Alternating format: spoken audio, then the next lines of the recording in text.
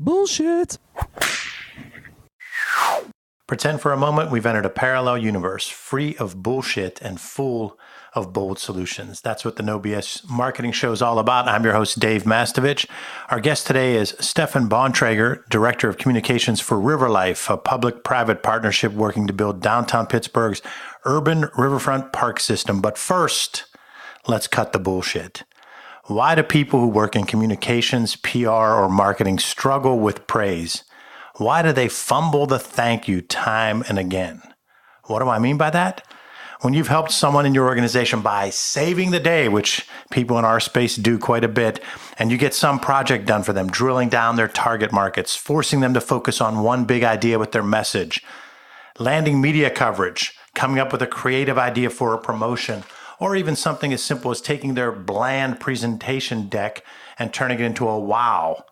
Your client, internal clients like coworkers from another department, or external clients might gush and say, Suzanne, I just want to thank you so much for coming through. You went above and beyond the call of duty. That's what I do. And what does Suzanne do when they say that? How does she and most of us usually respond? Oh, it was nothing. We say kind of sheepishly, no problem. Love to help. That's what we're here for. You've just fumbled one of the greatest opportunities for future influence. The thank you.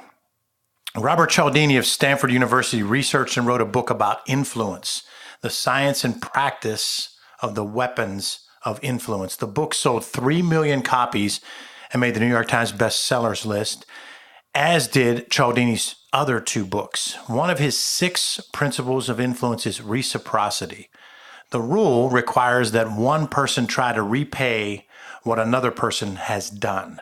We're all trained from childhood to abide by this rule or suffer serious social disapproval. And Cialdini maps this out in his speaking engagements, in his blog, and in his book about how this started, and it's across every culture. It's one of the few rules that are across every culture, and it's reciprocity.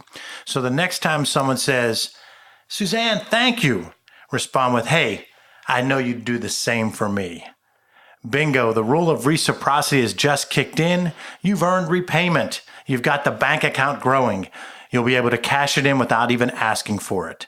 Cut the BS, stop fumbling the thank you, and leverage the principle of reciprocity. And I use Suzanne as an example because she's even more guilty of that than me because she's the nicest person we all know. So the No BS Show is brought to you by Audible.com. Get a free audiobook download and 30-day free trial at audibletrial.com/NoBS. Try a book like The Everything Store, Jeff Bezos and the Age of Amazon, which I'm still listening to and haven't quite got through.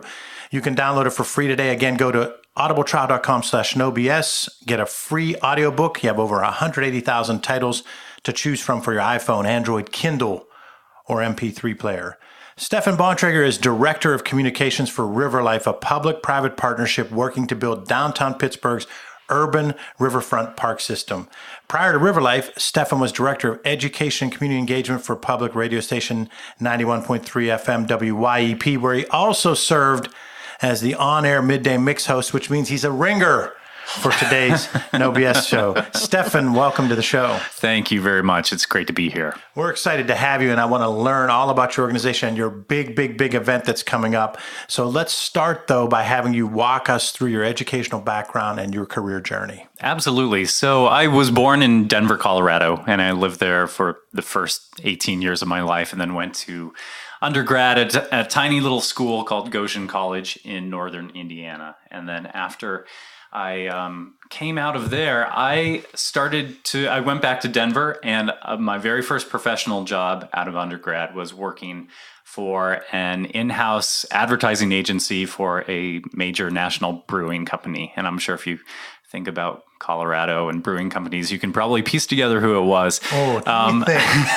So I was in the creative department there, learned a lot technically with graphic design and marketing, but felt like it was a little too corporate for me at the time. And so I had kind of my pre-quarter life crisis, and I was looking for the next big adventure. So I had a friend who had been living in Pittsburgh for the past year, and she had been doing this program called Pulse which is kind of like AmeriCorps, if you're familiar with that, where this program attracted recent college graduates to Pittsburgh to basically do internships for a year in different nonprofit settings.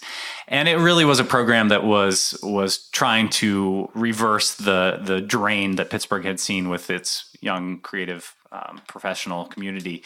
So there were 8 of us that lived in a house in East Liberty. It was kind of like the nonprofit version of The Real World on MTV, except a lot less drama, thankfully. And through that program, I was placed at WYEP as a music marketing intern.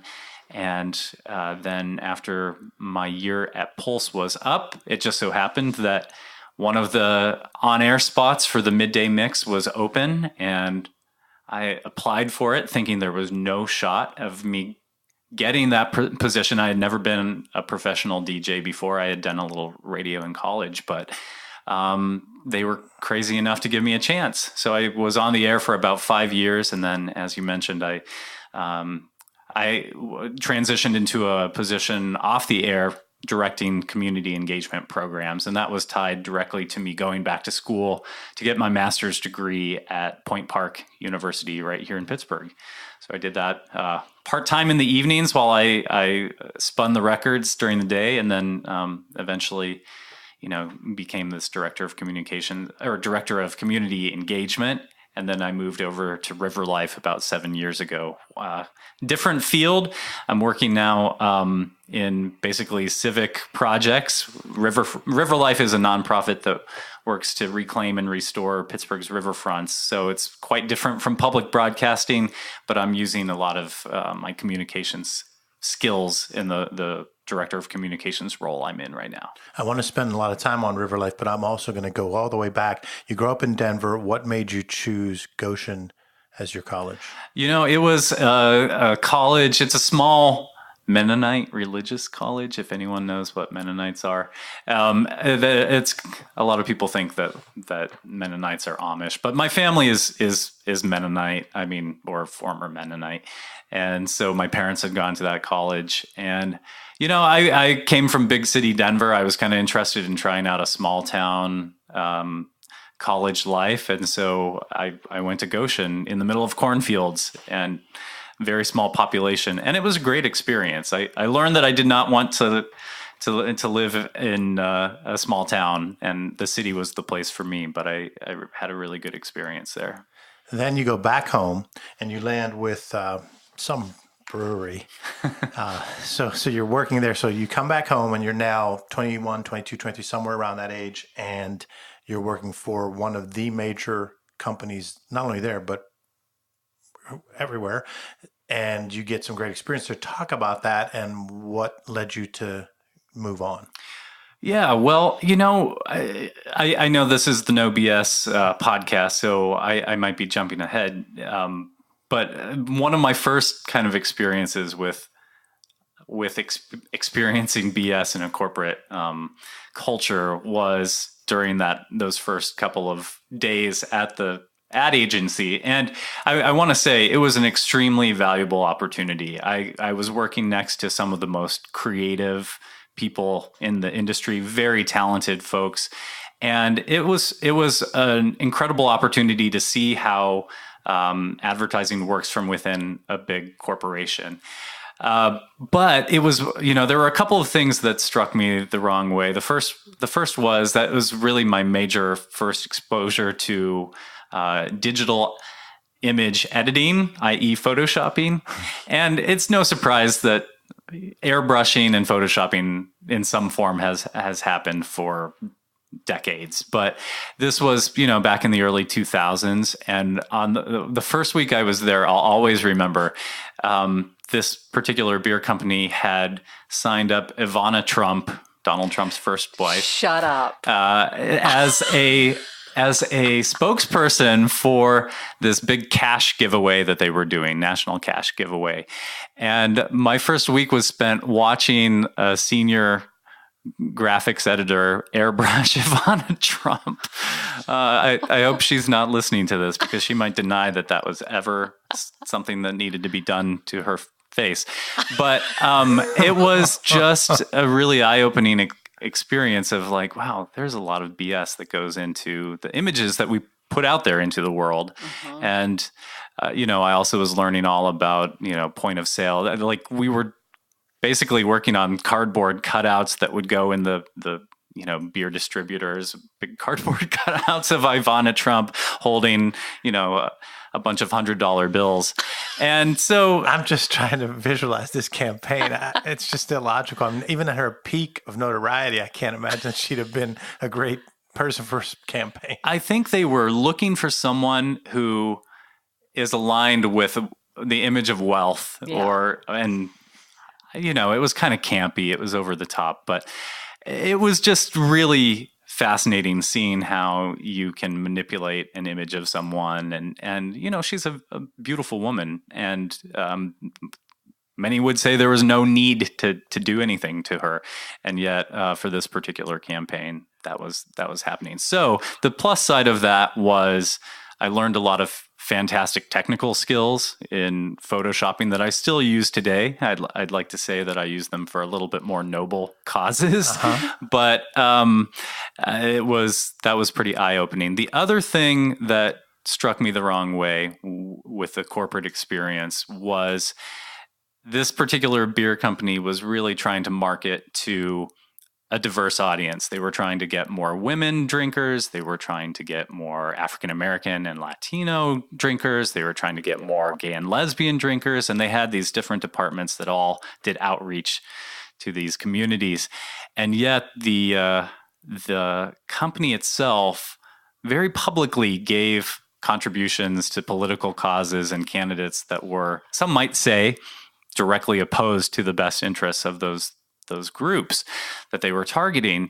And that's their prerogative. It's a free country. They can donate to who they want to. But I learned a few years later, long after I had left that company, it caught up to them. A lot of those target markets were saying, hey, it's not cool for you to sponsor our gay pride festival and then at the same time be donating to causes that go against gay rights. So that was an interesting lesson in public relations. Is like, if you're going to, people can smell the BS if they think that you're just trying to get them to buy something, but your whole company ethic is maybe opposed to you as a person. Right. That's not going to work out for you in the long run. Yeah, and like you're saying, they're entitled to their opinion and prerogative to do that, to believe something, but then don't promote the other way. Mm-hmm. Everyone has freedom of speech, but you're not free from the consequences of that speech. Yeah. So then you go and you're part of a program called Pulse, which brings talent here to Pittsburgh, which I'm excited about. So talk about that program and your experience with it. This is one of the best kept secrets of Pittsburgh, and I'm so happy to see this program continue to grow. So as I mentioned, this was started, I think, in the late 90s by a guy named John Stalwart, who really was concerned about the young people leaving the city. And so he created this program where participants would apply, they'd be interviewed, and if they were accepted, they'd live in a house that the program owned. They'd share expenses. You're living pretty non-luxuriously. You have a very minimal stipend for food and transportation, but you're placed at nonprofits that are looking for talented folks. And you get your foot in the door in a lot of places where you might not otherwise. So I was very fortunate to get this position at WYEP, which is a public radio station. Adult Album Alternative is the format. AAA. Yeah. Is it okay to mention that someone else in this room might have worked there? Oh, yeah. I rave about the station all the time. We've had Abby on the show, too. So Suzanne was not there at the same time that I worked there. Unfortunately, we just missed each other. Yeah. But if that gives you any indication of the caliber of people that work there, just amazing, talented, creative people. And I learned so much about the music industry there and about the way that radio is thriving in some ways and struggling in others. It was an interesting time where all of these new formats were popping up that were competing with with radio, streaming, podcasting. And so it was a great learning experience, and I still can't believe that it happened. It was a lot of fun, and it kind of set the course for where I am today. The No BS Marketing Podcast with Dave Mastovich is brought to you by Mass Solutions. Put our 3-step No BS process to work for you. Visit masssolutions.biz today to take your marketing to another level. It's all about bold solutions, no BS. Tell me how someone would learn more about Pulse. How does one qualify? How long is the time period?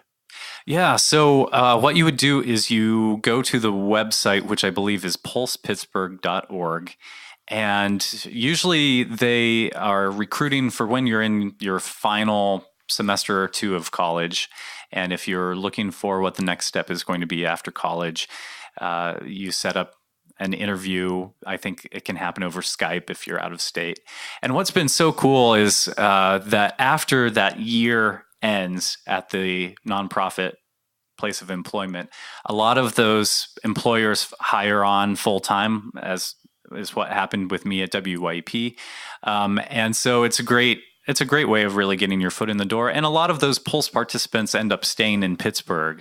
I think there was a study done by the executive director a few years ago that something like 60-70% of the participants stayed in Pittsburgh, and a huge number of those were living within like a 1 mile radius of where the one Pulse house was at the time.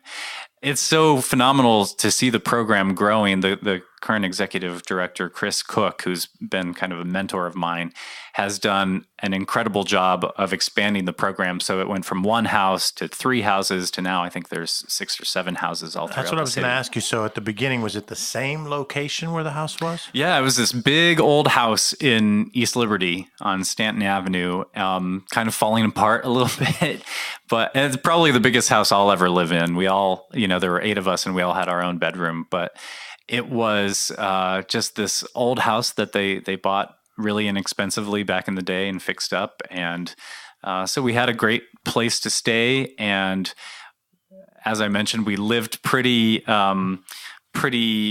frugally. We only had a monthly food stipend of a couple $100, and we took the bus to get to places.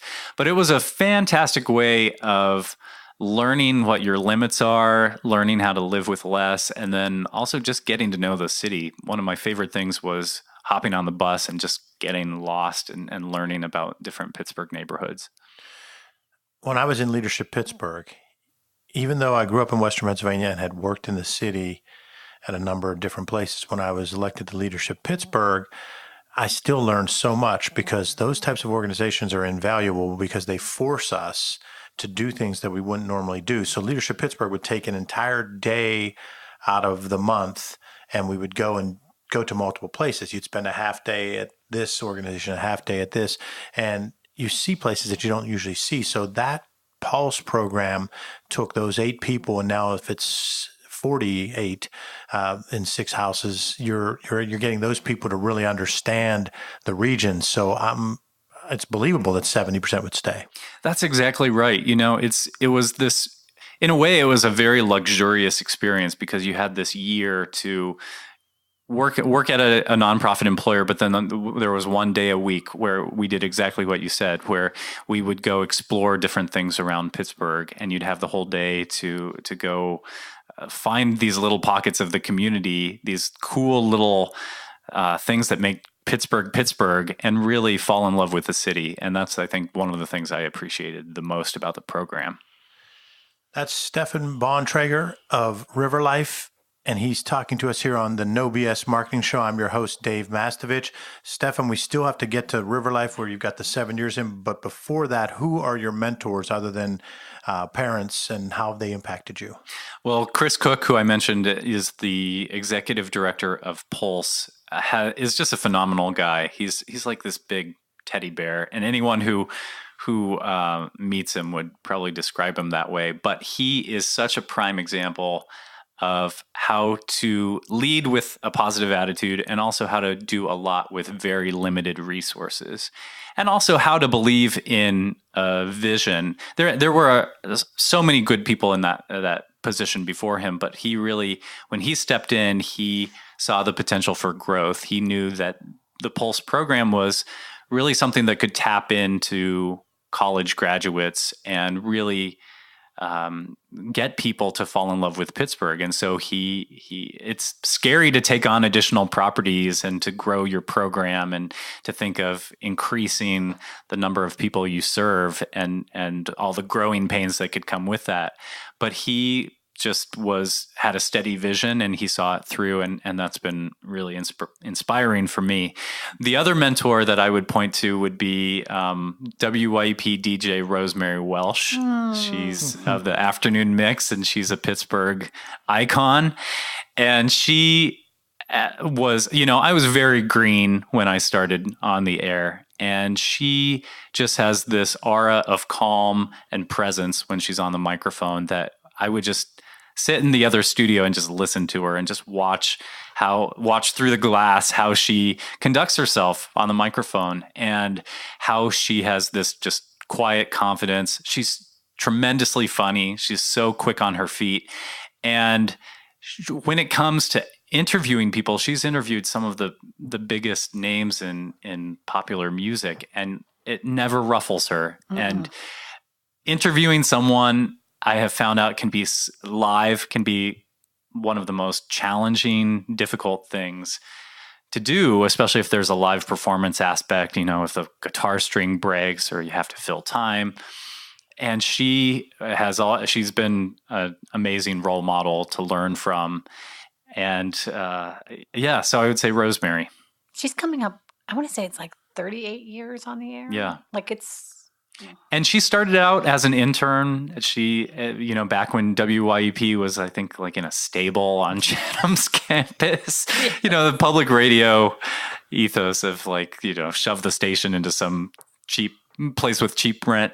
And she has been there all this time and just has so much knowledge about Pittsburgh, has so much knowledge about the station, and has this incredible ability to remember your birthday no matter how long it's been since you've seen her. It's kind of like this Rain Man-esque sort of thing. Yeah. But she just is a very kind and compassionate person, and Pittsburgh's been lucky to have her. We're getting her on the show. She would be great. That's Suzanne Mayer. In case anyone hasn't been a frequent listener, she's involved with the No BS Marketing Show and Mass Solutions, and she's been at WSA, WYEP, and had her own agency, and just all around, we jokingly say 6 degrees of separation to Suzanne. Everybody that you know is somehow tied to Suzanne Mayer. I was going to say Suzanne as my mentor and role model, but I felt like that was a little too kiss up-ish. We'd have had to say, I love you too. I love you too, Stephan. We're holding hands across the table right now. So we touched on your mentors because we feel that's important to talk about how they laid the groundwork for you, the framework for you to grow as a leader. We also talk about that first job. And one of the things that happens a lot is what happened with you is the first job gave just incredible experience on the technical side, but also kind of was an eye-opener about life. Absolutely. I don't rule out ever returning to corporate culture. I think it's a fascinating time to work at corporations in marketing and communications with all of the avenues that have opened up with technology over the past decade. But at the time, it just felt like, I'm 23 years old.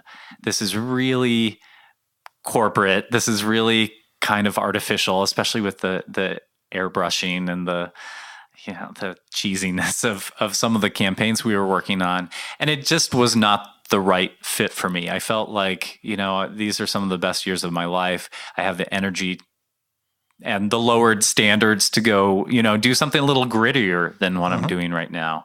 And so I will forever be grateful for what I learned from those folks at that agency in the creative department. It was such a privilege to be able to sit behind their shoulders and watch how they, manipulate images and really think through every point of contact that a consumer is going to have with this particular message. And also working with copywriters and just seeing how they obsess over every nuance of the word and how words are powerful, language is persuasive, and really learning brevity, although I feel like I'm not exhibiting a lot of brevity during this podcast, but just being concise and to the point with your messaging. You've been great. It's all about the guest on this show. So we went through Goshen and then the beer company in Denver, Pulse, a great program here in Pittsburgh where you live with 8 other people, and they should have actually filmed. That would have been a great reality show. Then you get your master's at Point Park. So let's give a shout out to Point Park. What was your master's in? It was journalism and mass communication. And that was a wonderful program. Point Park, their master's programs, I don't think get enough attention that they deserve. There's so many wonderful programs in that school with, performing arts and whatnot. But this was a great program that was structured in the evenings where I could go and take classes while I was still working full time, which was a financial necessity. And all of my instructors were professionals from the field. They were former editors, former advertising people. So just the connections that I was able to make from having them as my instructors was really valuable. And I can actually point to that degree as being one of the things that helped me get the director of communications job at River Life. So it really was a good investment. Let's talk about that now. Let's go right into River Life, which we're going to spend the latter part of this episode 1 and a lot of episode 2 talking about River Life. And I want to make sure we can talk about what Suzanne calls the best party in Pittsburgh, which is coming up here a couple of days after this starts to air. So tell us about River Life. Sure. So for those of you listening from outside of Pittsburgh, I just want to do a little scene setting. Pittsburgh has 3 rivers that come together to form kind of this peninsula. And we have miles and miles of riverfront. It's been both a blessing and a curse. And these 3 rivers are the reason why Pittsburgh is where it is today. And for several generations, the attitudes toward the riverfronts were very different. People used them for industry. And so the riverfronts were often cut off from neighborhoods and from people. And they were really good places to put highways and railroads because they're some of the flattest parts of land in Pittsburgh. So River Life was founded back in 1999 when, after the steel collapse had happened and so many people left the city, there were these riverfront properties that were just kind of decaying, that were just kind of sitting there, and they were starting to be redeveloped, but there really wasn't much of a plan for what should go there after, these abandoned steel mills were wiped clean. And so there was a real community drive to come up with a master plan vision process for the redevelopment of the riverfront. And at the time, it was Mayor Tom Murphy, Teresa Hines from the Hines Endowments, city council members, John Craig, who is the editor of the Post-Gazette, and many other community leaders who came together and said, okay, we have to do something. We have to form a task force to oversee a planning process. So River Life was formed. We did this huge public process where we had hundreds of public meetings where we talked to Pittsburghers about what their vision for the riverfronts were.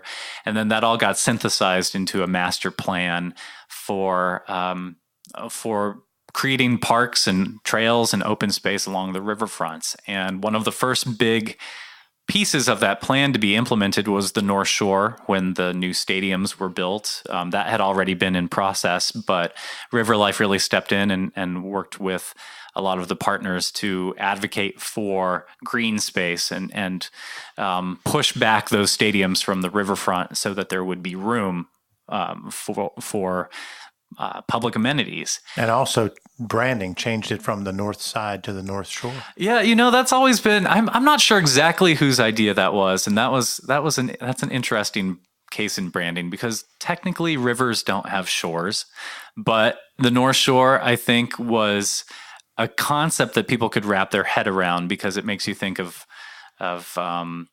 what is it in Chicago? Is it the Gold Shore? Yeah. Yeah, it seems more like a place than calling it the North bank or the north river bank, even though there's successful examples of that sort of branding throughout the world too. But it really created a sense of location and destination. And I think for a lot of Pittsburghers, it created a sense that downtown had jumped across the Allegheny River and now extended into the north side and the North Shore. So that was one of the first big projects. And since then, we've been working to complete this loop of 13 miles of interconnected riverfront parks and trails and public open space throughout the three rivers. We're going to get into a lot of that on episode 2, but I have to make sure on both episodes we talk about this event that Suzanne's been raving about and says it's the party in Pittsburgh. So tell us about it. Well, that's very kind, Suzanne. I'm squeezing her hands really tightly right now. You better say good things about it. It's a wonderful event called Party at the Pier. River Life's Party at the Pier. Rhapsody in Blue is the official name of it this year. It's on August 26th at the North Shore Amphitheater at Rivers Casino. And this started out as a fundraiser for River Life, but has really grown into a celebration of the beautiful riverfronts that this city has.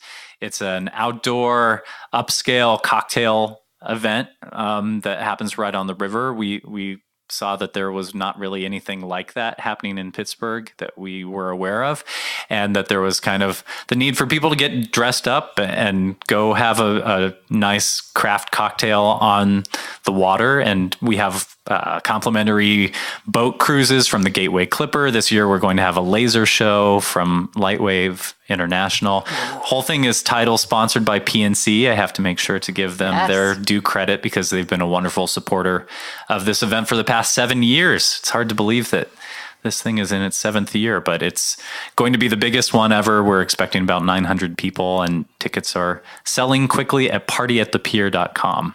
Partyatthepier.com. Hear more of my interview with Stephan Bontrager of River Life on part 2 of the